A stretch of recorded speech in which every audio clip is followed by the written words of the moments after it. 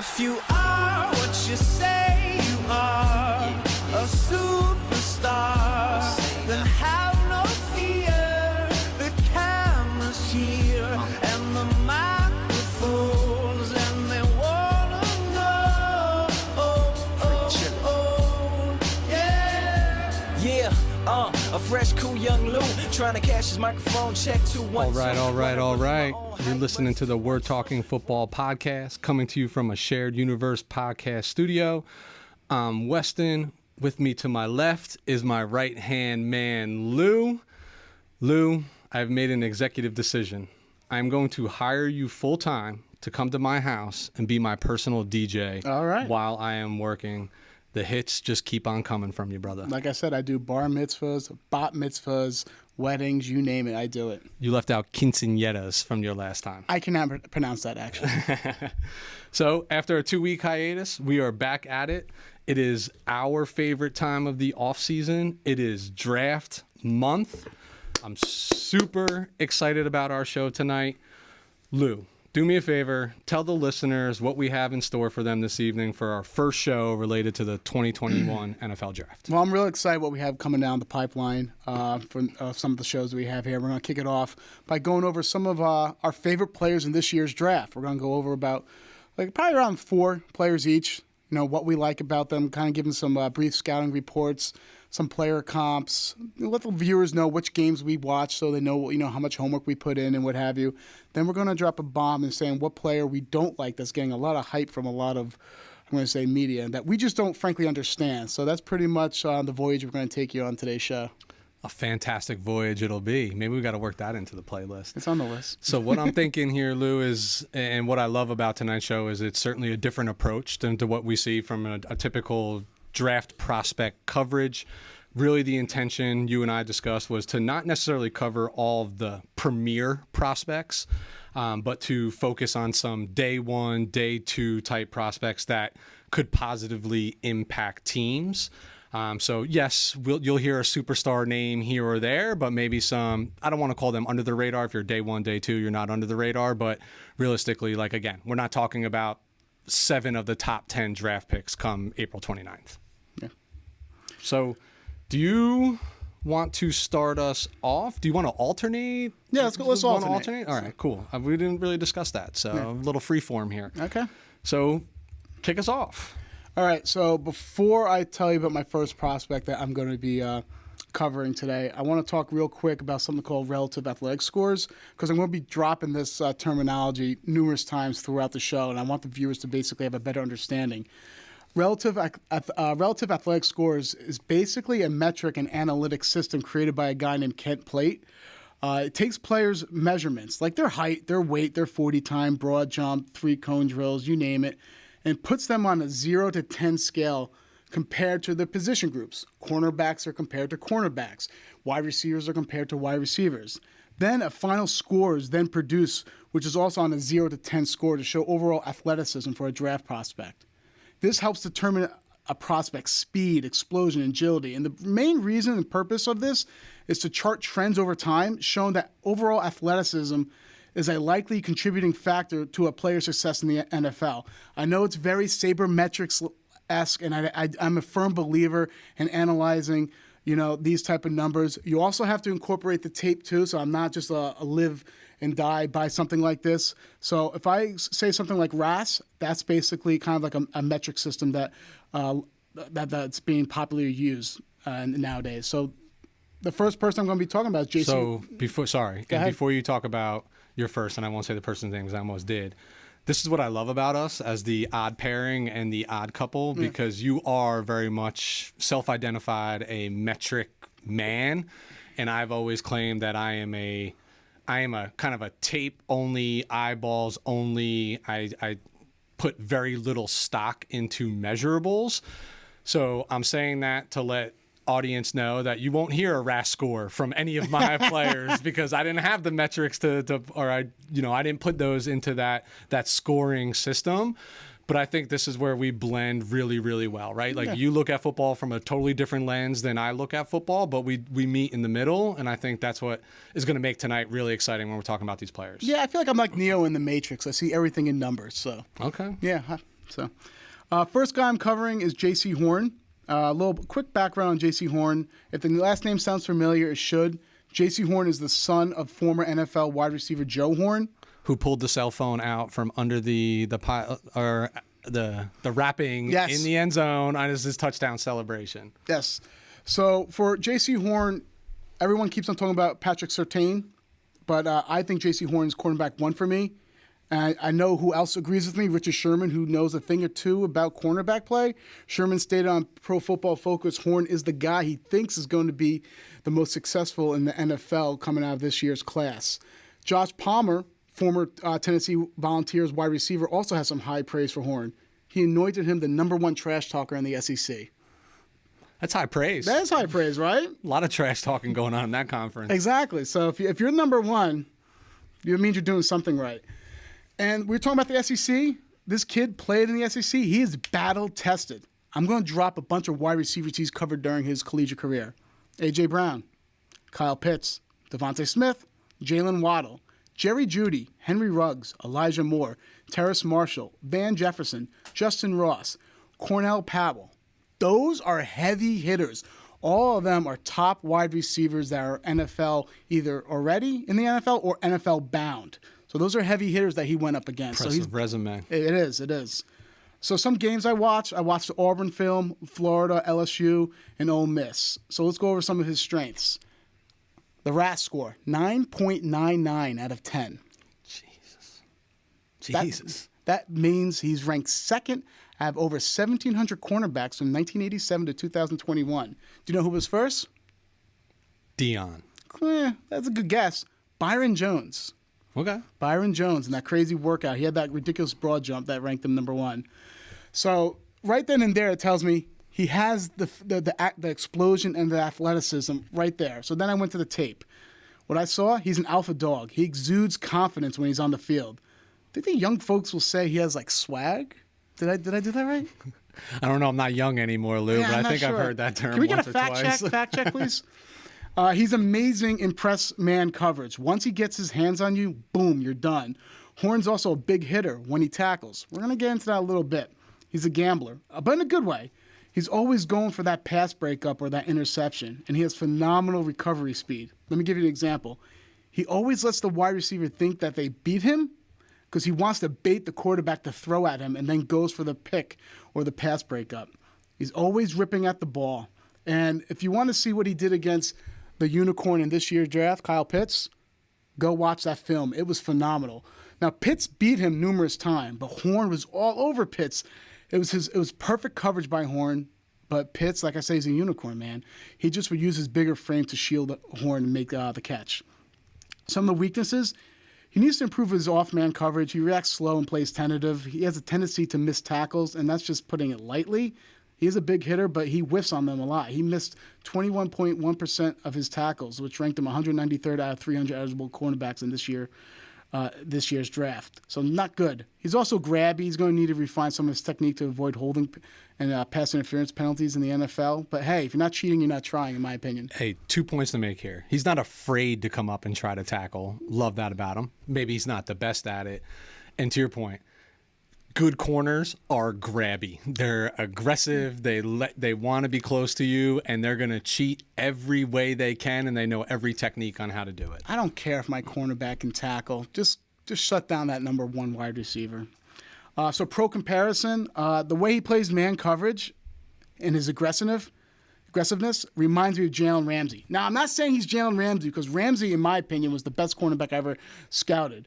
He had no flaws, Ramsey, in his games. Horn isn't as well-rounded as Jalen Ramsey, who's coming out of college. Ramsey was a better tackler. He's better in zone and also better at off-man coverage. The closest comparison for me for J.C. Horn would probably be Marlon Humphrey. And some of the best fits, I have Chargers. They have a huge hole at their second cornerback position, and new Chargers head coach is bringing more of an attacking man scheme to L.A. He's coached Ramsey before, too. Why not bring a player that loosely reminds him of the former cornerback? The Cardinals, he would be a great replacement for Patrick Peterson. The Broncos, can you really have too many cornerbacks when you're playing Mahomes and Herbert twice a year, right? And also the Lions. That would give them the most dynamic young duo at cornerback to help slow Rodgers and those wide receivers out in Minnesota. And that's it. I love it. I'm a big J.C. Hort fan. You and I have already talked about this offline. I have totally agree. I felt like I put him on you. He's cornerback one, and I don't even think it's a question. It's just a matter of what teams are drafting, where they're drafting, and what they value more, right? I think we've identified this dude is solid in man coverage. So if I run a high zone scheme, if I'm cover 3, sitting a lot of, cloud 2, is he my guy? Probably not. But on pure skill and what he brings to the field, I think I agree. He's QB1, and it's not even close. Cornerback 1, and it's not even close. All right, so I'm going to start with wide receiver 1. And this is debatable, but I'm going to make a statement here in a moment, and I might as well just lead with it. To me, this individual could have the most upside of any player in this entire draft. And Lou, you have a text message from me when I said it after watching tape to hold me accountable to the statement. So I'm starting with Jamar Chase, wide receiver from LSU. He's 21 years old. He's 6 foot, 201 pounds, ran a 4.38 40 at his pro day. In 2019, his last year of tape, because he sat out last year due to COVID, 84 catches, 1,780 yards, 20 touchdowns, and averaged 21.2 yards per a catch. I've told you I'm not a statistic guy. Those are some pretty sexy statistics. Yeah, he was better than Justin Jefferson, man. Look what Justin Jefferson just did. And I'm going to talk about that in a moment. Is actually, if I had to identify some weakness, I'm going to highlight that he did play opposite, Justin Jefferson in a stacked national championship LSU team in his last year of tape. So when I look at kind of the background here, sat out 2020 due to COVID. The last tape he put out was 2019, which I think actually benefits him because he's selling high, right? There's not an opportunity to put out bad tape coming off of a year just like that. Yeah, and he was doing that at 19 years old, by the way. 19 years old. And I watched I watched I went back and watched the national championship game against Clemson, where he had 9 catches for 221 yards and 2 touchdowns. Against Texas A&M, 7 receptions for 197 yards and 2 touchdowns. Arkansas, 6 for 144, 2 touchdowns. Ole Miss, 8 for 227, 3 touchdowns. Alabama, 6 for 140 and a touchdown. And Vanderbilt, 10 for 229 and 4 touchdowns. I watched all of those games. He was by far and away the best player on the field in those games. And that's all SEC talent, which we always agree is the premier talent level in collegiate football. So weaknesses, I'll start with. He's got 1 year of legit tape. 1 year of legit tape. So is he a one-hit wonder? I think that the tape says he is not, but that's a fair question. I just mentioned how he is selling high based on the film he put out in 2019. Technique-wise, he certainly has a tendency to get off the line and even get out of his breaks upright. So what I mean by that is he's exposing his chest. So in press coverage, something along those lines, he's an open target because he's got a wider frame. I can get my hands on him in that 5-yard buffer and I can reroute him. So he's going to need to fine tune that for sure. Like most collegiate wide receivers, there's opportunity to improve on his route running and more specifically probably his downfield blocking. But I think I can make that critique on basically any college wide receiver. But I do think blocking is an attitude. So do you carry that attitude about yourself? We'll find out. You mentioned doing all that, having all that production while playing opposite of Justin Jefferson. I see that as a hindrance because he also didn't face a lot of double coverage. You had Clyde Edwards-Helaire as your running back. You had Joe Burrow as your quarterback. You had Justin Jefferson. You had a young Marshall out there. So you had a lot of premier targets to not face double coverage. He should be able to get open against single coverage and put up these statistics. So is he better than the schemes that he will see from NFL defensive coordinators and NFL caliber talent? Remains to be seen. Strengths. He is unbelievably smooth and fluid, tremendous burst off the line, great first step. So what I mean there, no false steps, right? That back foot doesn't go further back for a delay. It's a single motion where he's moving forward. He can stretch the field and be your typical possession wide receiver on big third downs. To me, he's not a one-trick pony. He's quick into his routes. What I love most about him is he plays so much faster than he looks. And he's even faster when the ball is in his hands and he just pulls away from the defenders after making the catch. I feel like he runs angry too. Yes. He runs for contact, right? Yes. Like he's not going to make you miss. He's going to try to run through you. And that's what I love about his 6 foot, 200-pound frame is he can get lower. He can lower a shoulder and he can play through the contact. He is athletically gifted. 41-inch vertical, an 11-foot broad jump, and he has tremendous body control and this like weird ability to like contort his body when he's going up to make the catch and be in a position that he wasn't when he left his feet in the first place. And I think that's going to service him really, really well at the NFL level. We've talked about a lot of different of the free agents out there about good contested catch players. This guy is absolutely one of those. I already talked about how he pulls away in the open field. To me, it all adds up that he plays like someone who stands 6'3", 6'4" versus his 6 foot even stature. And you just talked about he runs angry. My note here is he doesn't go down with first contact. It takes multiple defenders to bring him down when he has a head of steam. So if I was thinking about like pro comps here, and I've read a lot about some pro comps, I've seen things like Victor Cruz, No. which is weird to me because they're like just not even a typical bill, but like production wise. Kenny Galladay. Okay, Galladay's a 6'4", but they have a similar skill set to their game. You and I talked offline, and you've mentioned similarities like OBJ, people like Steve Smith. And I really like the Steve Smith comparison. They play like dogs. They're incredible for going up for the ball. But to me, he feels much more like an Amari Cooper with even more upside because he catches the ball so well, and that was the knock on Amari Cooper. So to me, if I had to compare to somebody based on college production coming out and how he was valued, Amari Cooper would be that guy. But I am telling you, on tape, he is the best player in the 2021 NFL draft. Yeah, like I said before, and you see, we've had these conversations. I think he just is a bigger Steve Smith. That he just so eerily reminds me of him. And who's unhappy about drafting that guy and what he's done in the NFL level? Exactly. So if I'm him, I'm fine with that comparison all day long. Yeah. All right, who you got number 2? Oh man, we went from like a sexy wide receiver now to let's do it. Let's get in the trenches, man. Nah, not trenches yet, but more of a functional tight end from Penn State, Pat Freiermuth. That's gonna be really hard for me to say during this whole time. So let's call him Pat. Yeah, let's call him Pat. So background on Pat. Basically, he had some big shoes to fill after Mike Gesicki left Penn State to enter the 2018 NFL Draft, and boy, did Pat really fill them. Let's go through some stats real quick. In 2018, when he was a freshman, he had 26 receptions for 368 yards and 8 touchdowns. As a freshman, 8 touchdowns in that conference. Pretty impressive in the Big Ten. He followed that year with even a better sophomore year when he had 43 receptions, 507 yards, and 7 touchdowns as well. So, and last but not least, in 2020, now, his production was affected in 2020 for numerous reasons. A, there was inconsistent quarterback play, which, frankly, when you say inconsistent quarterback play, you know what you're saying? Shitty quarterback play.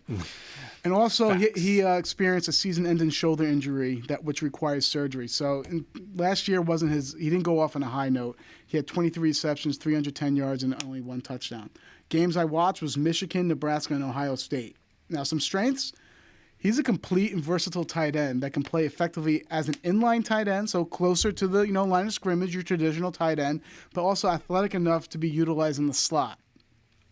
His 6'5", 251-pound frame makes him a big red zone target. The kid had 16 touchdowns in 29 games. Pretty impressive in the Big Ten. He also has a nice blend of size and speed. He's fast enough to run away from defenders on crossing routes, which I thought was pretty impressive. He doesn't catch the ball with his body. Instead, he uses his strong hands to pluck it out of the air, which is a highly coveted skill set. Will do most of his damage down the seams. Love the way he boxes out smaller defenders and shields them out to make contested catches and move the chains. He also absorbs blows over the middle and still maintains possession. Translation, this kid's tough.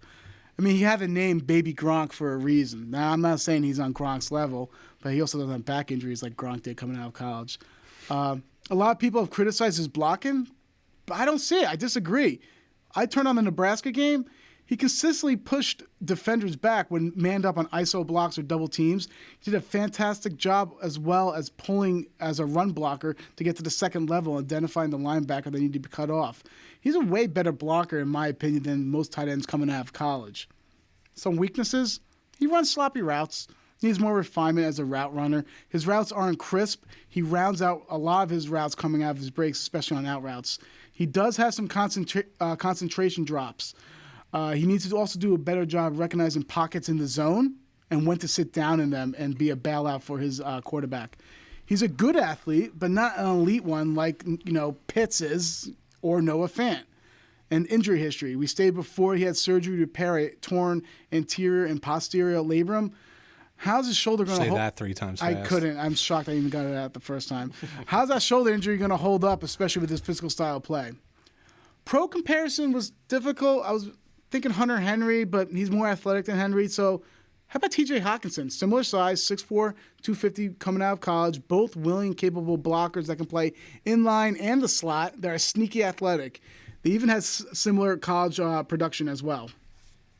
Some best fits. I'm going to rattle off a bunch of teams right now. I want to see if you can identify what they all have in common. You ready? Jaguars, Chargers, Jets, Bills, Bengals.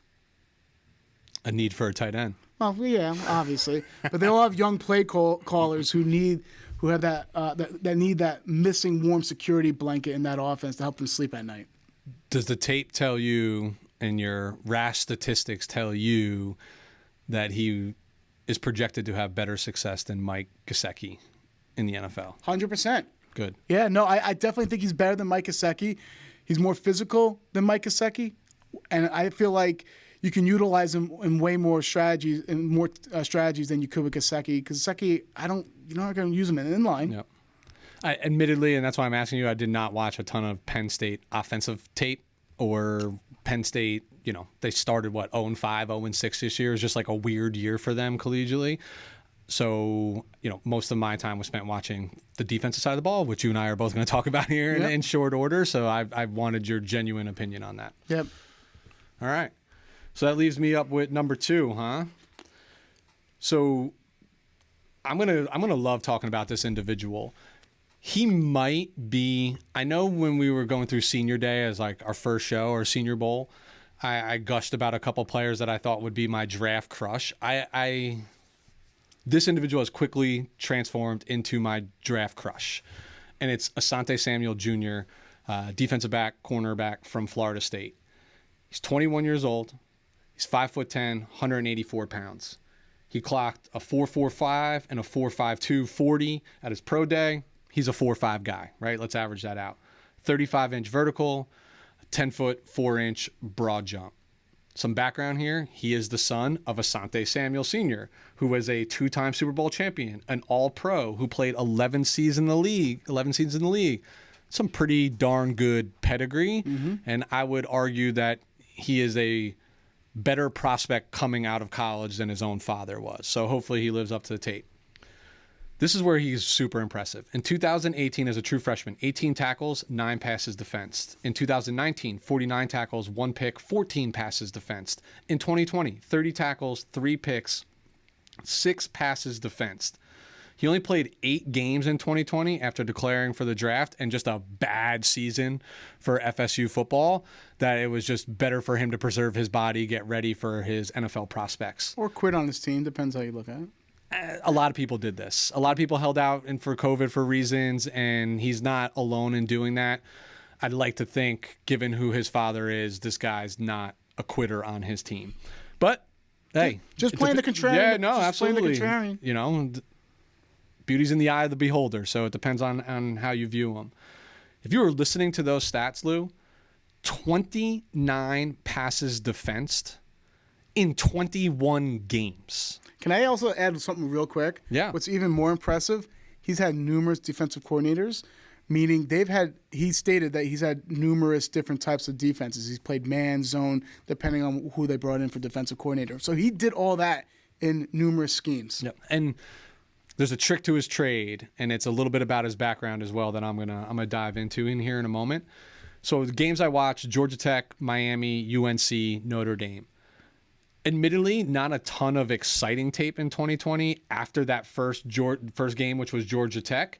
And it's really because I think teams were just shying away from him and throwing to the other side of the field because of what he's capable of doing. And he had 2 picks in that very first game. So I think tape said we should stay away from this individual. From a weakness standpoint, by some people's standards, he's going to be considered undersized, especially compared to the, let's call it the modern day 6'2" corner. He also has a tendency to grab, but I've already told you how I love that. But it will be a penalty in the NFL all day long. He is not the best tackler by any means, but another guy who's willing to stick his nose in there. He just has piss poor form, and he's often hanging around by the ankle till somebody else gets there. And he does struggle tracking the ball downfield while the ball's in the air. It's almost like he gets a little lost when the play is behind him. When he keeps everything in front of him, he might be the best corner in this draft. He excels tremendously. And he struggles with zone coverage. He will need to be heavily coached up by a coordinator or a DB coach if he is drafted into a team that runs predominantly zone scheme. Or his dad. His dad was phenomenal in zone. Yeah, but that's not his strength. He's a man guy. Bigger receivers will push this man around. They have, and they will continue to do it because, again, he's not a massive human being. Strengths, I've already identified it. He is tremendous in man coverage. He might be one of the best prospects that I've personally have evaluated over the last few years in terms of recognizing the wide receivers' patterns. And part of this is because, and I think this is the trick of his trade, he played quarterback in high school. So he understands tendencies. He understands split alignment. He understands things like that are going, hey, this guy's really wide of the hash. He's probably driving me inside on a slant, a slow go, whatever it might be. I'm jumping it, right? And he does gamble, and that might be a weakness that he gambles, and like any good corner, you're going to lose every once in a while. Super loose and fluid hips, very quick feet. Another area that I want to praise him is his T-step from his back pedal is absurd.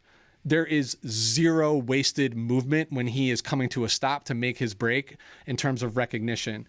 I just said, quick break on the ball when playing even off-man coverage, even though he's not opposed to getting up into your chest. He has experience playing the slot and outside in college. I think that's going to bode him very, very well as he develops in the NFL, because the team that drafts him is going to say, this guy's a slot corner for me all day long, and I think he's going to show, like his daddy, that he can play outside the numbers as well. He, to me, is like glue in man-to-man coverage, and I think that's how is anything more evident than based on the volume of his pass breakups that he's recorded. And he would self-admit, and I've heard him on live interviews, that he's mad at himself because he has left numerous interceptions on the field. That's probably why he plays corner versus playing wide receiver, right? I said he's willing to come up and tackle. I saw in that Boston College game, I saw him come up and tackle A.J. Dillon, who is a moose of a running back, in the open field by himself. So to me, that says, I'm willing to do it, but he's not Deion Sanders making business decisions just yet. That's probably a few years down the line. Some pro comps, his father. I think he's a clone of his father in some capacity. Just a ton of similarities in their game. If I had to not state the obvious, Mackenzie Alexander, when coming out of Clemson, who now plays for the Vikings. I just think those two have a very similar skill set. Obviously, Mackenzie's been relatively competent. I think Asante Samuel Jr. will be even more competent in the NFL. And again, he might be, and probably is, my draft crush. He's realistically probably a day 2 guy, but a very early day 2 guy. Now, I'm just shooting from the hip here, so I don't have any formal list here. So I would probably have him as my cornerback 4, which is early day 2. I think he'd be higher if evaluators were more confident that he could play outside the numbers. Yeah. I think a lot of their confidence in rankings are based on that. Can I have QB a cornerback 1 be in the slot? Like, realistically, no. He's not a Farley, he's not a Surtain, he's not, like, those guys are cut to be playing outside. I think he will prove that he can and will, but the immediate evaluation on him is he's a ready-to-start slot corner. We're going from your draft crush to mine. I can't wait to hear this, actually. I'm going to blush a little bit, so this is going to be embarrassing. We're going to stay in Happy Valley, and we're going to be talking about Micah Parsons, linebacker from Penn State. A little background on Parsons. Parsons played defensive end and running back in high school, where he thrived in both spots. The guy had 41 and a half sacks in 3 years in high school. His senior year, he moved to running back. He ran for over 1,200 yards and 27 touchdowns. The first time he's ever playing running back. Imagine trying to tackle that guy in high I know. school. It's crazy. So watching his film, you can really see some of his defensive end and running back aspects to his game. It's kind of crazy. So let's go to the stats. His freshman year, he had 82 tackles, 4 for loss, 1.5 sacks. That's really good, right? He only started one game that year. Jeez. Did all that while only starting one game. His second year, sophomore year, he had 109 tackles, 14 tackles for loss, 5 sacks, 4 forced fumbles. Balled out, went bonkers. He sat out in 2020 like a lot of the premier players in this year's draft. And by the way, he's actually my 5th player on my board, 5th highest ranked player in this draft. No argument here. Yeah. Games watched, Minnesota, Michigan, and Memphis. Memphis was the Cotton Bowl where he was the MVP. Listen to this stat line. 14 tackles, 2 sacks, 2 forced fumbles in a big game. So let's talk about some of his strengths. At 6'3", 246 pounds, Parsons has prototypical size and measurables for the modern-day linebacker. He also has a massive wingspan. His fluid hips, he has a good change of direction while patrolling the middle of the field. Does a fantastic job playing the passing lanes. Games I saw, he either was batting down numerous passes or altered the throws that the quarterback had to make. He's adequate at shedding blocks and sifting through traffic to locate ball carriers. Quick to diagnose and excellent processor information. Has fantastic vision to penetrate the offensive line. Like I said before, he plays linebacker like a running back. He finds the hole and hits it. Let me give you an example. There was a play in the Minnesota game where he turned his shoulders, got skinny through the open hole, and smacked the running back and brought the running back down for a tackle for a loss. I'm like, wow, he looked like a running back there. He's a hunter. He does a great job locating that ball carrier. He's a sound tackler, too, once he gets his hands on you. He covers a lot of ground when he goes east to west. Was all over the field in the Memphis game. You got to look at that game. It was so impressive. He's an effective blitzer, being that he was a former edge rusher that was converted to an off-the-ball linebacker. He actually has an arsenal of moves for an off-the-ball linebacker. He has a spin move, a dip and rip, and he also has elite bend to duck under pads. There was a play in the Michigan game where he beat number 73. He literally just ducked under his pad level and went under the offensive tackle's hands for the sack. He has excellent bursts and first step off the edge when blitzing. He has active and violent hands when engaging offensive linemen. He's an attacker. He's like a missile on delayed blitzes. It's insane. He easily beats guards on blitzes and stunts. He's way too quick for that man. I told you, I got a little red in the face right there. I'm enjoying it. That's why you're not even hearing anything from me. I'm like, tell me more. So, let's go over some of the weaknesses, and they're far and few. He can over-pursue ball carriers, taking them out of plays. He's a little stiff in his back pedals, doesn't get enough depth when he drops in his zone coverage. Can be a little more instinctual. And this is the really big, those are minor, but this is the really big issues. He has numerous off-the-field issues. He had to transfer to another high school because he was accused of inciting a riot at high school. Who hasn't done that, though, Not living your life in high school if you're not starting riots. Right? It's like a passage of life. Absolutely. In 2018, he poured water on a teammate at Penn State, which led to a physical altercation. But all that being said, go listen to what he said. Now, this is going to be a quote, what he said. He goes, obviously, people had some concerns about things that had happened. But at the end of the day, I was a kid. I was 17 or 18 years old. We all make mistakes when we're 17 or 18 years old. I'm not going to let it control or dictate the person I am now. I'm not going to let something that happened 4 years ago dictate who I'm becoming and the father I want to be. Now, that's all lip service. That was fantastic what he said, but I'm a believer of that he's matured and dedicated to football. Now, why do I feel that way? He opted out 2020 and showed up to his pro day readily prepared and killed it. He wasn't messing around when his time off. He was preparing. To me, that shows the testament how focused he is to become elite. We've seen this before with players like Randy Moss, Warren Sapp, players with minor character issues that caused them to slip in the draft, and all they did was become Hall of Fame type of caliber players. A smart team should not make the same mistake that was made in the past. My pro comparison, this guy's Devin White written all over him. He's great at run support. He gets to the quarterback and solid at playing the pass. He's a 3-down linebacker. And even more if your defensive coordinator is creative. Some best fits? How about the Falcons? They're switching to a 3-4 defense. And former Ravens defensive coach Dean Pease, he needs an identity on that defense. He needs a playmaker. They have absolutely no one that strikes the fear and hearts of the opposing offense. What about the Washington football team? Let's throw gasoline on a fire, shall we?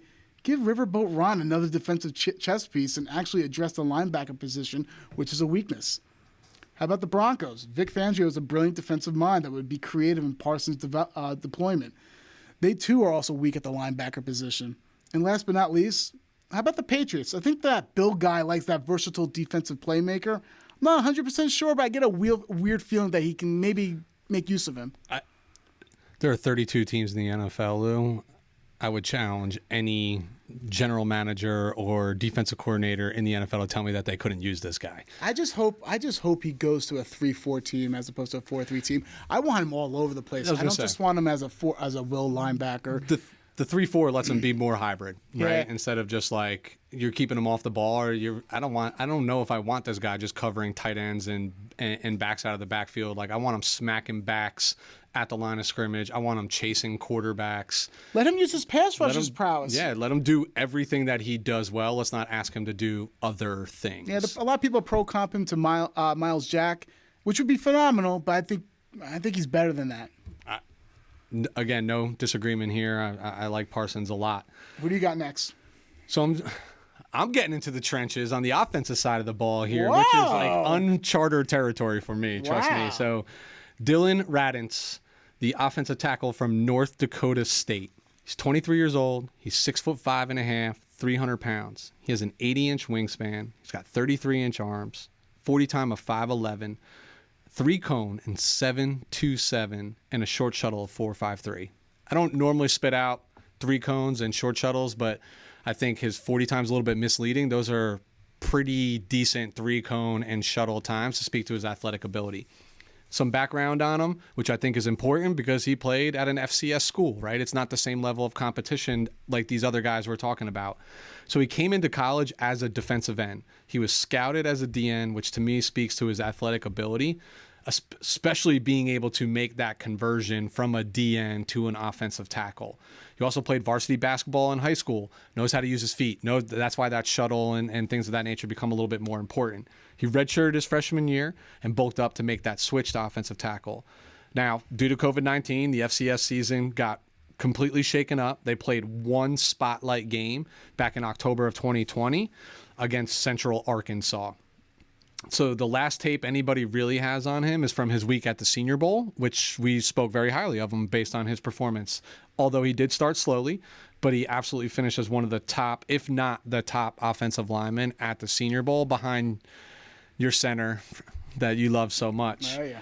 But if we talk about stats, so last film that we saw, 2018, 2019, 897 snaps, 333 of those were pass attempts, allowed 4 sacks, 1 hit, 8 hurries. In 2019, 930 snaps, 350 of those were pass plays, 0 sacks, 1 hit, 10 quarterback hurries. I say that because I see improvement in his maturity and in his skill set, still learning how to play the position, protecting a very nimble, not predictive quarterback behind him as well, right? Like go ask an offensive lineman for the Baltimore Ravens, like how hard it is to actually block for Lamar Jackson, because you never know where he is. Like you think you're done blocking for the play and you're literally blocking your guy into Lamar Jackson as he's trying to boot out and scramble. Linemen want to know where the quarterback 100%. is. That's if you ask an offensive lineman who's their favorite quarterback to pass block for, it's the guy who takes traditional 5 and 7 step drops and is in that pocket because they know where he is at all times. Like Mac Jones. Oh, stop. We're not going there today. So games I watched, Central Arkansas, and honestly, I watched the Senior Bowl week where he was going up against people like Patrick Jones, Shaka Toney, Rashad Weaver, Ellerson Smith, some highly regarded prospects in this draft. All are going before day, in probably somewhere in day 2, early day 3. And I went back and I watched in 2019 the game against Delaware. Probably his highest level of competition that he's facing from an FCS standpoint because they didn't face any FBS teams. Weaknesses, level of competition. It's one AA football, right? You just don't know. It's always a roll of the dice. Upper body strength is a concern. His upper body build. He's lean, a really sturdy base, but up top he is relatively lean. When I was watching the tape, I saw too much of catching the defender in pass blocking. So inviting that defender to almost make first contact. He's really quick out of his step, and he gets into position real quick. But it's like he's opening up, waiting for that person to come. And in the NFL, that's going to get you bull rushed all day long. And he's not strong to really... Yeah, like he's not going to overcome that. I want my tackle to deliver first blow, whether that's a punch, whatever it is, while I'm getting out of my stance, essentially. I don't even know if I can define him as dominant at the FCS level from what I saw. Really, really good. But he wasn't necessarily, especially in the passing game, he wasn't manhandling anyone. It's a different story when you look at his run blocking. He's pretty darn good, especially getting the second level, and I'll talk about that in a minute. I didn't see a lot of like one-on-one blocking. They, especially in the run game, like they let him like chip first defender and get out to the second level where he really excels. He just has a knack to go find that person on the second level and put his body on him. What does this equate to? You can bull rush this guy. You can bull rush this guy all day long. He's better at taking 45-degree angles and not dropping straight back and inviting that contact. But I do think these are things that are coachable, and I do think he can rectify his upper body strength with proper strength and conditioning coaching in the NFL. These guys are the elite of the elite. Now, some of the positives. Super athletic. I think he's very athletic for an offensive tackle. He's got great length. I think that 33-inch arm is like the benchmark for what most teams are looking for and what they expect from a typical tackle. He has a tremendous base given his lack of weight, which to me says he's got room to add weight to the frame. He plays with tremendous effort through the whistle all the time. And that's kind of what I was looking for when I'm looking at tape. If I'm questioning the competition level, not so much are you dominating, but are you like taking it for granted, or are you playing with effort and hustle? And he showed me a lot of effort. I already talked about how great he is in the run game, and how good he is at disengaging that initial block to get to the second level of the defense. He's athletic enough to progress in pass blocking. When he does throw that punch, he actually times it well. So I don't know why he doesn't trust it as much as he should have or leverage it as much as he should have. But when I would watch him and he would get that first punch out, he stifled that defender and he bought himself time to see what are the avenues and what are the paths that this defender can take to get to my quarterback. When he does get his hands on you first, he is really tough to break that grasp. Yeah, he's going to get called for some holding penalties, especially in the NFL where you could call holding on every single play. But I think that's going to service him well. And as I mentioned, he finishes blocks. And he's talked about how important it is to him to finish his blocks. And I like that competitive streak. Pro comp, I have two, and they're both from the same school, not as Dylan, but they both play at the school. Joe Staley. Yep. Similar statures. He's not as athletic as Joe. I mean, Joe ran like a 4.7 40 and came into college as a tight end. So a little bit of a different athletic makeup. And the other one, so Joe played at a smaller FBS program out of Central Michigan, go Chippewas. And the other one I would say is Eric Fisher, who also came from that very same smaller FBS school, Central Michigan. Similar, I'm going off just like size, level of competition that they faced, and the skill sets that they bring. And I think those are fair pro comps to what I might expect from someone like Dylan Radins. Yeah, I think Staley is the appropriate comparison right there. I'm a big fan. If you go back to the tapes in Senior Bowl, pretty sure he said he'll be a first-round draft pick. It might be stretching it. Could go to the Chiefs. They need a tackle. They like those small-time small school offensive linemen. But like I said, I loved him back then. I like him even more now. So funny you say that, because I was listening to your boys, Jim Miller and Pat Kerwin, this afternoon, and they were literally talking about how the Chiefs are going to go find themselves an offensive lineman at the bottom of the first round 100%. Here. And they were betting money on it. And I think this guy fits that bill. Exactly. All right, we're going from one offensive lineman to another. Elijah Vera Tucker, offensive lineman from USC. Notice how I didn't give him a specific position on the offensive lineman. We'll get into that in a little bit. I'm also going to just use the words AVT because his name's really long. So background with AVT. In 2019, he played guard. He was phenomenal. He originally opted out in 2020 because of the uncertainty of COVID. But then, not only did he decide to come back in 2020, but he's like, hell, let's try a new position. Let me play left tackle. And he actually thrived at left tackle. He only allowed 2 pressures in his first 5 games as left tackle in 2020. Some games I watched, Notre Dame, Utah, Oregon, and UCLA. Some of his strengths. Versatility. Once again, this is a term that's misconstrued, people. Versatility means being able to play multiple positions at an effective level. The effective level part is the most important part there, not just being able to play numerous positions. Vera Tucker will be an elite guard in the NFL, but he also can kick him out to left tackle, and he'll be effective in doing so. Pro Football Focus gave him an 81.8 grade for his 2020 season as left tackle and a 78.8 grade for his 2019 play at left guard. These are the things I noticed, the first 2 strengths of his. His control. He plays so under control in pass protection. It's remarkable how methodical and ho-hum he plays. It's like, yeah, you're not getting by me. And he makes it look so effortless. It's eerily reminiscent of Jonathan Ogden because that is how Ogden used to play back in the day. He used to laugh. He has fantastic balance. Ogden was so fun to watch. Yeah. Sorry, I don't mean to derail you, but he was such a good football player. And he would laugh when he'd block. It was amazing. So fantastic balance. AVT has great body control, is rarely off balance, which is impressive because he has shorter arms, especially for a left tackle.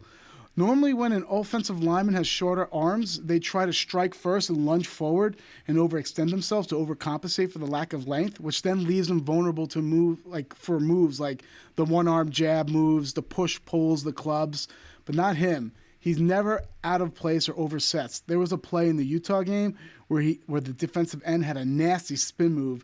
Any other normal offensive tackle would have been unbalanced and let him rush right past him, but not him. He was able to keep his balance and catch him mid-spin. It was very impressive.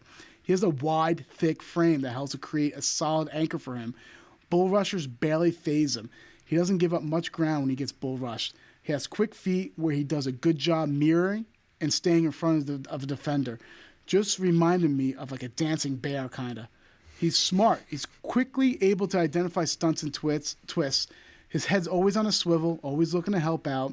Adequate getting to the second level to engage linebackers. Once again, there's a play in the Utah game. This was insane. He blocked the defensive lineman, climbed to the second level, shoved the linebacker, then went to the third level and disrupted the safety's attacking angle. The dude blocked 3 different guys on one play. He's a solid technician, ideal hand placement, always keeps the hands inside. Good job using his hands, keep himself clean of defenders' hands. Solid against counters. Once again, there's a play in UCLA where he looked like a sumo wrestler the way he was slapping the hands of the edge rusher away. He must really have strong hands because I didn't see anyone get off his blocks in pass protection. Some weaknesses. I like to see him play a little nastier. He doesn't blow defenders off the ball. Would like to see him move defensive linemen off their mark as opposed to just shielding them from penetrating a certain gap. The measurables. Oh, I really wanted him to have like longer arms because he would have been my 3rd ranked offensive tackle in the draft. But seldom do we ever see a strictly offensive tackle succeed long term with arms shorter than 33 inches. That's the benchmark, and he came at 32 and an 1/8 inch arms. So he is a guard. Evaluators take that seriously. Yeah. He is a guard. Yeah. Has somewhat unorthodox labored back pedal, which I can see speed rushers causing problems if he plays left tackle. It's a combination of his feet placement and also the way he cocks and recoils his arms before he engages defenders. It's like over-exaggerated. It's very weird. This is coming from a left tackle standpoint. Needs to drop back and finds his mark as a left tackle quicker. Players with good get-off will cause him problems time to time. Now, the Oregon game, that's huge because everyone keeps on saying, you got to watch the Oregon game. This was his bad tape. This is the game where his physical limitations as a left tackle showed up as he went against some elite pass rushers from Oregon, and specifically Kayvon Thibodeau, who gave him fits. Like I said, a lot said he had a rough game, but I'm not going to say it was rough. I'll just say it was adequate at worst. Not all of it was on him. I felt like his quarterback was slow on his progressions, and he had a tendency to hold the ball, which really let them out to dry numerous times. Pro comparison, I'm going to throw out a name here, but don't kill me, all right? Zach Martin. Now, the reason why, hear me out, they are both built extremely similar. Martin, coming out of college, was 6'4", 308, which is exactly what AVT measured in. In addition, both have similar frames, wide and thick. That being said, about AVT, whatever was being said about AVT right now was said about Martin back then. It's a shame their arms aren't 33 inches because they would have been fantastic tackles. Doesn't mean they can't play tackles. Look at what Martin did in 2020 for Dallas. He played tackle for them last year during a couple emergency situations. It was really good. AVT provides that same flexibility. Now, another reason why I feel like they're similar, look at their workouts. Martin's vertical jump, 28 inches. AVT's 32. Martin's three-cone drill, 7.65 seconds. AVT's a three-cone drill, 7.7 seconds. Martin's 20-yard shuttle, 4.59 seconds. AVT's 4.63 seconds. Martin's bench, 29 reps. AVT's 36 reps. Best fits, what about the Cardinals? They had numerous weapons. They added numerous weapons to help Murray. They acquired Rodney Hudson this offseason. Adding AVT will help fortify the interior of the offensive line so Murray doesn't have to run for his life. The Steelers, they lost a lot of talent on the offensive line over the last couple of years. They need to rebuild it for their final run with Big Ben and whoever is the successor of Big Ben in the future. They're old and unproven along the offensive line. AVT can add some stability. Last but not least, how about the Giants? Gettleman loves his hog mollies, and I don't think he would shy away from taking the third best offensive lineman in this year's draft to pair up with Thomas from last year. Is he a day one guy? Day one guy? This guy might be the 10th pick, 11th pick. Okay. This is the third. There's only two offensive linemen better than him. Okay. A guard. Last guard we saw go that high, Quentin Nelson. He's not Nelson. He's not as nasty. Nelson's just mean. Just a mean individual. I like it. I like his tape as well. I think he's a solid player. I do agree with you that he's a tailor-made guard in the NFL, and hopefully he's achieves all those levels of success that he is wishing for himself. So who do you got? So this was a tough one for me, and it was tough because there are just so many people just like him from a position standpoint in this draft in particular, and I'm talking about NFL prototypical slot wide receivers. So I went with Elijah Moore, wide receiver, Ole Miss. Love it. 21 years old, 5'9.5", $178, ran a 4.32 40, 36-inch vertical leap, 10-foot 1-inch broad jump, and actually had 17 bench reps of 225 pounds. That's a strong little man, if you ask me. Some quick background here. So he's coming off an uber successful 2020 season where he, at times, literally seemed unstoppable.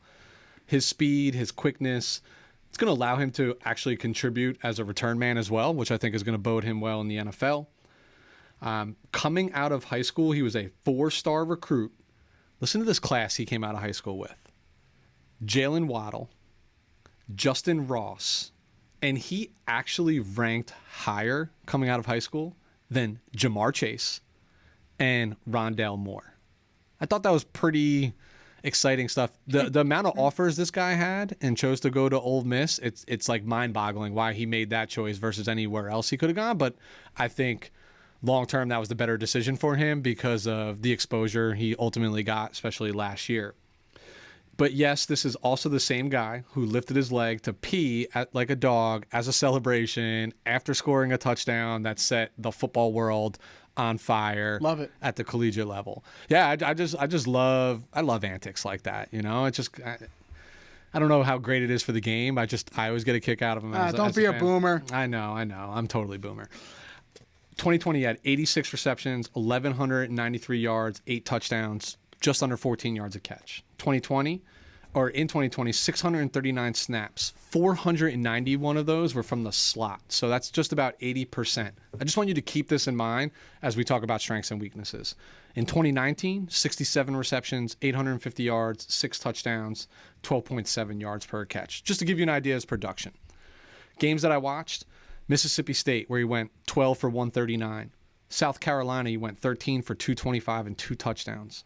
Vanderbilt went 12 for 238 and 3 touchdowns. And against Alabama, went 11 for 143. And I think that's the most impressive tape he put out there, even though he didn't find the end zone. against that Alabama defense in 2020. That, again, quite impressive. So some of his weaknesses: he's undersized. He has a limited catch radius. He tremendously struggles against press man coverage. In fact, they did such a good job of moving him around in motion, lining him up in the slot to create that natural separation from press coverage to allow room for his release, which I'm going to talk about in just a moment, how special that release is. He's almost non-existent on the outside. They've lined him up outside. A lot of times they'll motion him in to get him out there, but when he remains on the outside, he's non-existent. So he, to me, is more of that gadget guy, that gadget fit.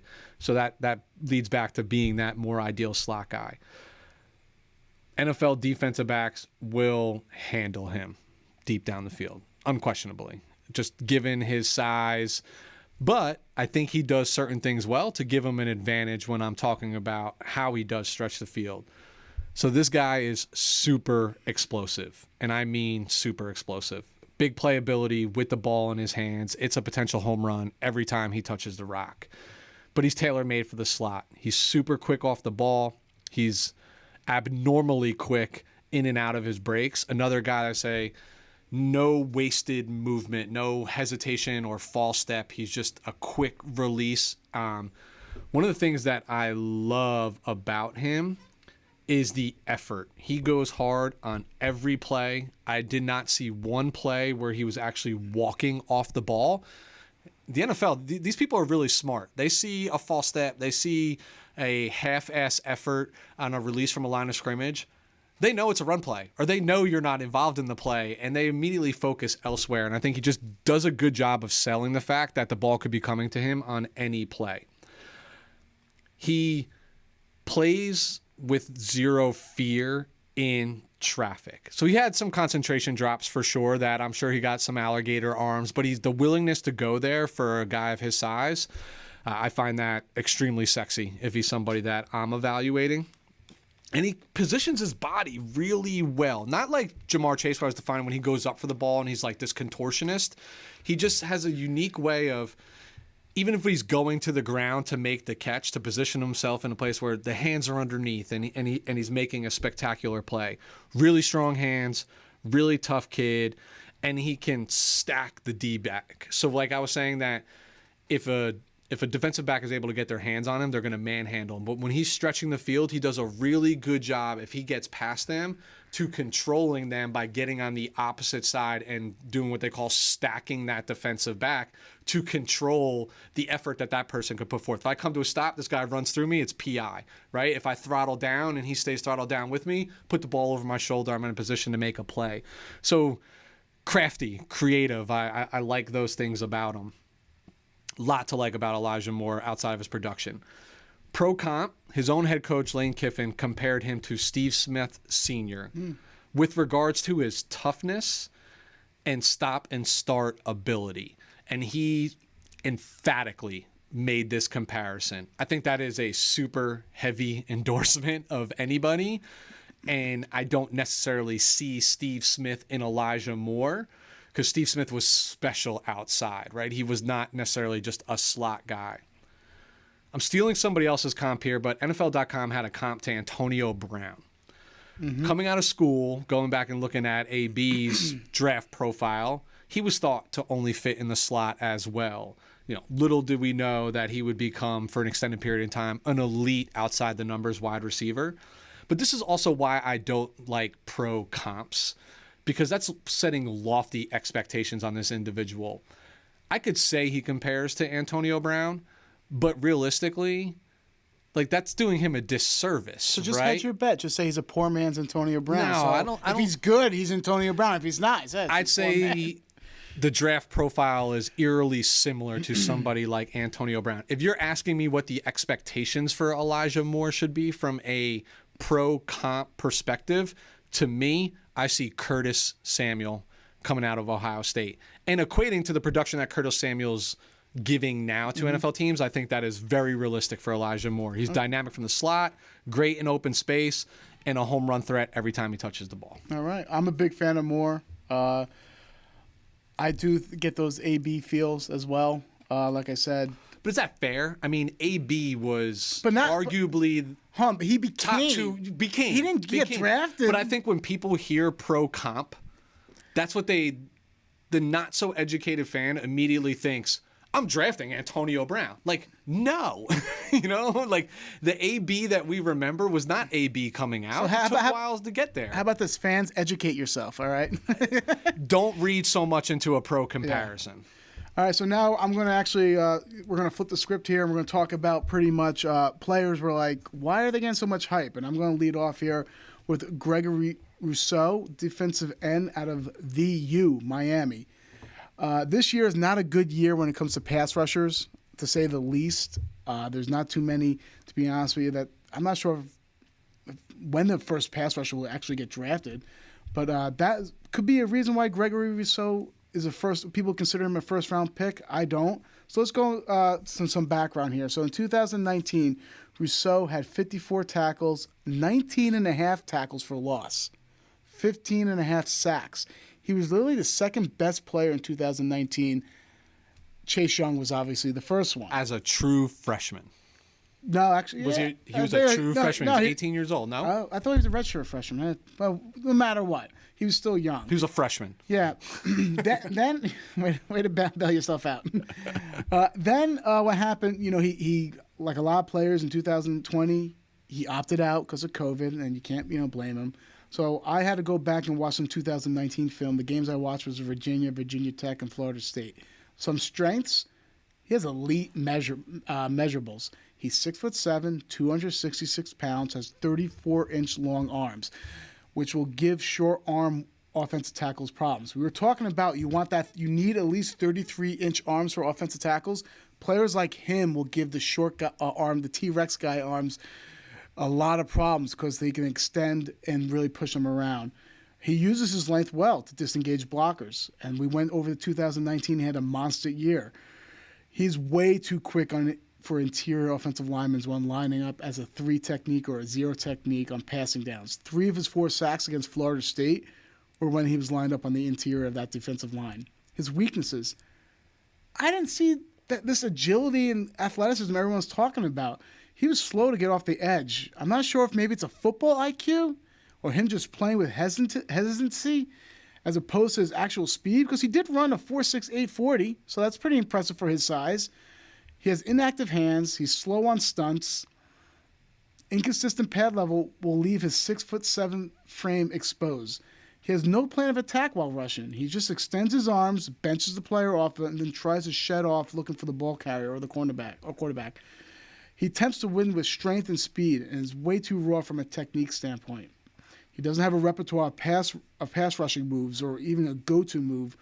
In the NFL, there's always someone there that's bigger, stronger, and faster than you. He's a one-hit wonder. I don't know. It sounds like he could be. He had those eye-popping stats in 2019, but let's take a deeper dive into some of those sacks. His 1 sack in the Virginia game was the result of the left side of the pocket being collapsed by the opposite side rusher, number 97, when he turned to flush, which then the quarterback actually went into the arms of Rousseau. So he didn't create that sack. He was the beneficiary of that sack. The sack against Virginia Tech was when they assigned a tight end to block him. Really? Congrats. You beat a tight end that's probably working at Enterprise Rent-A-Car now. He gives me this tweener vibe. Some will say he's versatile, but not me. In my opinion, he's not athletic enough to win on the edge. He's too tall and light to be a consistent interior defensive lineman. What is he, a situational pass rusher? Those type of guys get drafted in the 3rd round of the draft. He has a mediocre RAS score of 7.75 out of 10. The area of concern for me is his explosion score, which is his vertical, and his agility, which is his shuttle scores. Those were really poor. So he's just basically one of those straight line speed guys. He's not athletic. He comes off as just really raw and like a raw player. And to me, I don't think that warrants a 1st round grade. I think it's, like I said, it's more of a 3rd round grade. What was he doing during his opt out year, by the way? He wasn't getting ready for his combine or pro day. He had subpar numbers, unlike Parsons. Remember I said Parsons? He took off last year and then he killed it. This guy did the opposite. Pro comparison for Rousseau, best case scenario, he's Carlos Dunlap. That's absolutely best case scenario. Not bad. But I see more Solomon Thomas in him from a career projection, a man really without a position. Not quick and athletic enough to win on the edge, not strong enough to be consistently be lined up in the middle of the defensive line. Best fits? How about the Jets? They signed Carl Lawson to be their Leo. They need a big end opposite in that defense, and he could be one of them. The Colts, they need some help on the edge with Justin Houston still being floated around free agency. And last but not least, the Vikings. If anyone can utilize Rousseau appropriately, it would be Mike Zimmer. They're in dire need to rebuild that defense and get an opposite threat for Danielle Hunter, who was raw coming out of college like Rousseau. A lot of people say that's the comp right there is Danielle Hunter, but not. I don't think so. But Zimmer was able to get a lot out of Hunter. He might be able to do the same with Rousseau.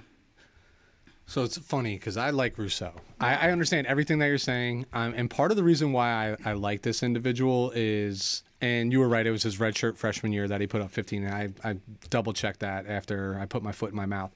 That being said, heard this man on the radio in an interview with Solomon Wilcox and Big Game Torrey Holt.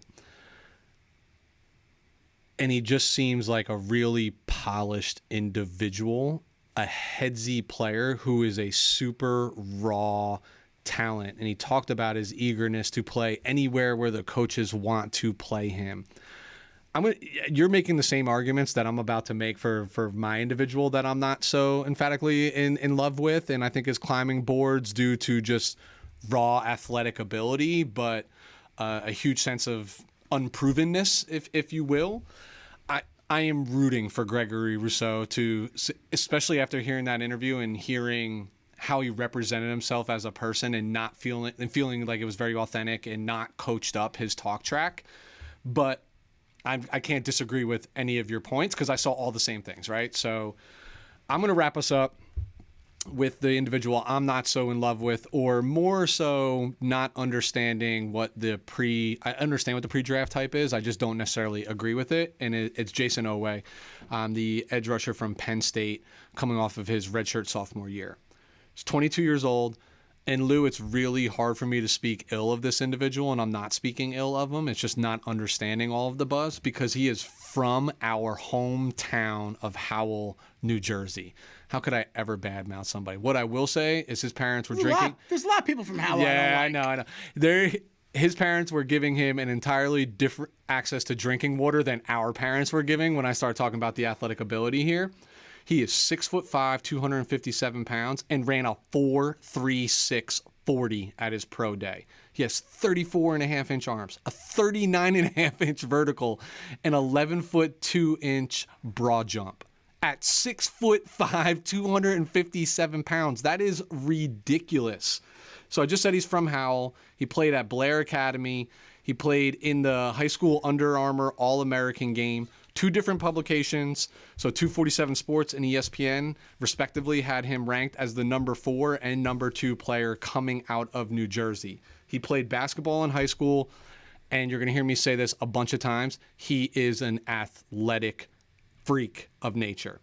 In 2018, his true freshman year, he only played 4 games before he redshirted, 2 sacks, 1 hurry. 2019, 13 games, 5 sacks, 3 hits, 23 hurries. 2020, 7 games, 5 hits, 15 hurries, 0 sacks. So we're saying a guy with 7 sacks in 3 years is a first-round pick? That's what draft pundits are going to try to explain to you. Here's the thing. You draft players who are highly athletic players that have you this crazy upside later on in the draft. You want athleticism, explosion, and production for first-round players. 4.36 40, 39.5-inch vertical, 11-foot 2-inch broad jump at 6'5", 257. People fall in love with this, and I understand. But how many times have we seen that pan out? 1 out of 100, right? So what I saw was regression over the years. Games I watched, Maryland, Ohio State, Michigan. I see him line up against the right tackle a lot, and I never really saw him be faced with taking on a double block, right? And he was always taken out of the play with a single blocker. You're talking about from Michigan? I'm talking about in the Maryland game. Oh, okay. But in all games, but more often than not, he was lining up against the right tackle. Strengths, athletic freak. There is no denying his athletic ability. Prototypical NFL build. His skill set cannot be taught, but it can absolutely be coached, hopefully. He is a strength speed prospect. He comes off the corner in a hurry. He does make contact first because he's so quick off the ball. He plays with a ton of effort, and he chases down those backside runs and plays from behind the play really, really well. And that's a lot to do with his God-given athletic ability. His weaknesses in the NFL, if he's going to play 4-3 and he's going to put his hand in the dirt, he better bulk up a little bit. I think he's better suited for a 3-4 and realistically is probably a specialty pass rusher early in his career. But to me, where's the tape, right, from last season? And what I mean by that is I watched plenty of it. I just didn't see any real production. You're supposed to be getting better, not taking step back. If you're talking about an individual and labeling him as a potential first-round talent, how am I not seeing 0 sacks? Do you think all of a sudden he's going to get to the NFL and he's going to put up 12, 14, 16 sacks a year? I just don't think that's a realistic expectation, and you're putting unfair expectations on a 21-year-old kid. He should be dominating the competition at that level. He lacks pass rush moves. He's speed rush only. He needs to develop better hands. He takes himself out of the play by trying to bull rush these offensive tackles, but he makes 0 progress. He's not strong enough to do that just yet, is what the tape is telling me. And he's out of position quite frequently. So to me, I chalk that up to probably some below average instincts. I think IQ. Yeah, I think he struggles and is slow at just locating the ball. And to me, he'll ultimately play better standing up versus hand in the ground. I think he's a better 3-4 scheme fit. Again, when I look at the intangibles, it screams upside. But the tape, to me, just tells a different story. And I've said since day one, since we've started this podcast, tape, I trust my eyes and I trust tape more than I trust anything else. This is not a knock on this individual. I hope he goes to the right scenario. I hope he gets the right coaches, because what you can do with that athletic ability is scary, and I hope he recognizes his athletic ability. But in the purpose of this segment is to talk about people that we just don't understand why they are rising up the draft boards, and I just don't understand. Are these folks not watching the same games that I'm watching? I don't get it. Yeah, it sounds like he's an athlete that can't play football. And I also think coaches and general managers are arrogant, be like, he's got all the measurables. We'll teach him how to play. 100%. And guess what? Him and players like Rousseau will get coaches and GMs fired. Yes, they will, especially if they're taken in the first round. This guy's taken round 3, round 4, and he doesn't pan out. It's forgotten about. So pro comps, developmental player, ton of upside. But can you take this guy in the first round? To me, the answer is no. But somebody will. Somebody absolutely will. To me, he's a specialty pass rusher. I've already said that. I've seen comparisons to Bud Dupree. I've seen comparisons to Chandler Jones. I actually like the Chandler Jones comparison. Similar size, similar skill set. Although I undoubtedly think Chandler Jones will ultimately be defined as the much better pro, given just their history. He is as athletically gifted as Jadeveon Clowney, just nowhere near the same level of college production and tape that Jadeveon put out there. So, but I don't think it's hard for him to live up to the NFL production that Jadeveon Clowney has put out there, because I would not label Jadeveon Clowney a bust. I would label him as somebody who never reached the pinnacle of what he was supposed to as the number 1 overall pick in a draft. He gives me Arden Key vibes. Yeah. Arden Key from LSU's. Super freak athlete. Yep. He was supposed to be a first-round draft pick, just didn't work out. Got drafted later on. And guess what happened? Was he released today or yesterday? Arden Key. I think it was yesterday. I don't know. It's late at night here. Yeah. I forget. So I'm telling you, you take him in the first round, you better be looking for a new job. Awesome. Well, Lou, that wraps us up. So there you go. 10 prospects that listeners can learn a little bit more about. Obviously, we're going to cover the draft at great length over the next few. I'm on the cusp here of teasing about our next segment next week. All right, so we are going to jump into some 7-round mock drafts with some teams that have been chosen by the fans, essentially, and by fans, friends, and family who we've convinced to tell us what team that they want us to talk about. But we're going to have 2 surprise guests on. So I don't want to give away names. I'll save that for time of show. But we are going to have 2 guests who are pretty predominant in their walks of life in the podcast world, covering their very specific teams. So I'm really, really excited about that. And then we will wrap heading the week of the draft with you and I going through Alternating mock draft for round 1. So, Lou, after our 2-week hiatus, feels real good to get back at it. Looking forward to getting back on the mic next week and unveiling some of our guests. And we'll continue with our draft coverage and hope everybody has a wonderful night. All right.